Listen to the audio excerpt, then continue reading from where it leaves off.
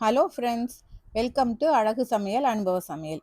இன்றைக்கி நம்ம சேனலில் கல்யாண வீட்டு தக்காளி ரசம் எப்படி பண்ணுறதுன்னு பார்க்கலாம். இது ரொம்ப டேஸ்டியாக இருக்கும். ரசம் பிடிக்காதவங்க கூட விரும்பி வாங்கி குடிப்பாங்க. இதுக்கு 3 நாட்டு தக்காளி பெரிய தக்காளியாக எடுத்திருக்கேன். இப்போ இதில் இருக்கிற காம்பெல்லாம் நம்ம வெட்டி எடுத்துடலாம். இந்த மாதிரி காம்பெல்லாம் எடுத்ததுக்கப்புறம் இதை நம்ம அடுப்பில் வேக வைக்க போகிறோம். தண்ணி ஊற்றி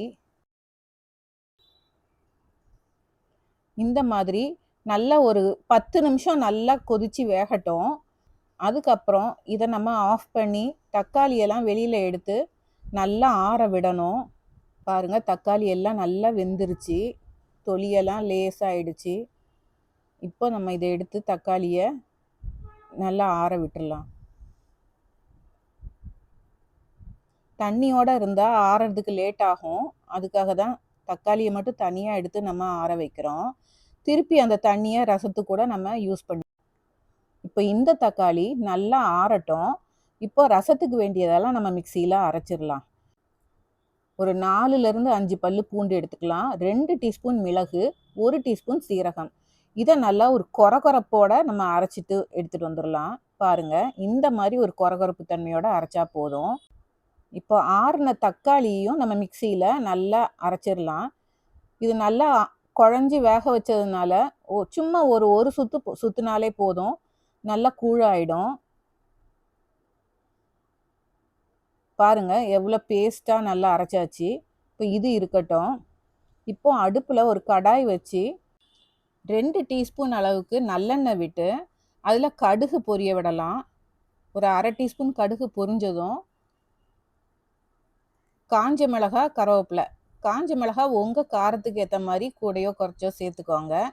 இப்போ இது கூட நம்ம அரைச்சி வச்சுருக்கிற மிளகு, சீரகம், பூண்டு இதையும் உள்ளே சேர்த்துக்கலாம். இந்த டைமில் ஃப்ளேம் ரொம்ப கம்மியாக இருக்கணும். சிம்மில் வச்சுக்கோங்க, இல்லைன்னா தீஞ்சு போயிடும். இப்போ இது கூடயே பெருங்காயத்தூள்,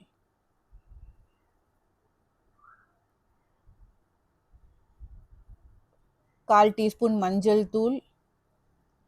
இப்போ இதை ஒரு அரை நிமிஷத்துக்கு ஃப்ரை பண்ணிக்கலாம் அந்த எண்ணெயிலேயே. இப்போ நம்ம அரைச்சி வச்சுருக்க தக்காளியை உள்ளே சேர்த்துக்கலாம்.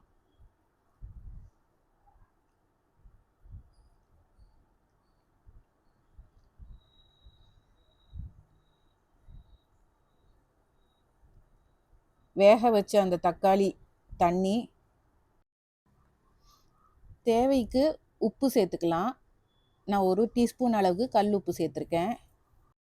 இப்போ தேவைக்கு நம்ம ஒரு 2 கப் தண்ணி சேர்த்துக்கலாம். புளிப்பு டேஸ்ட் பண்ணி பார்த்துக்கிட்டு அதுக்கேற்ற மாதிரி அட்ஜஸ்ட் பண்ணி நீங்கள் தண்ணி சேர்த்துக்கோங்க. தக்காளி ரசத்தை பொறுத்த வரைக்கும் நம்ம கொஞ்சம் கொதிக்க விடணும். பொதுவாக ரசத்தை கொதிக்க விடக்கூடாது சொல்லுவாங்க. ஆனால் இந்த தக்காளி ரசத்துக்கு ஒரு 2லேருந்து ஒரு 3 நிமிஷம் நம்ம கொதிக்க விட்டோம்னா தக்காளியோடைய ரா ஸ்மெல்லாம் போயிடும். பச்சை வாடெல்லாம் போனோடனே ஆஃப் பண்ணி விட்டுட்டு மேலே கொத்தமல்லி தூவ வேண்டியது தான். சர்விங்க்கு நம்ம எப்படி பண்ணுறதுன்னு பார்க்கலாம். ஒரு பவுலில் தக்காளி ரசத்தெல்லாம் சேர்த்துக்கிட்டு மேலே பொடியாக ஸ்லைஸ் பண்ணி வச்சுருக்கிற தக்காளி துண்டுகள் ஒரு 4-5 துண்டுகள் போட்டுட்டு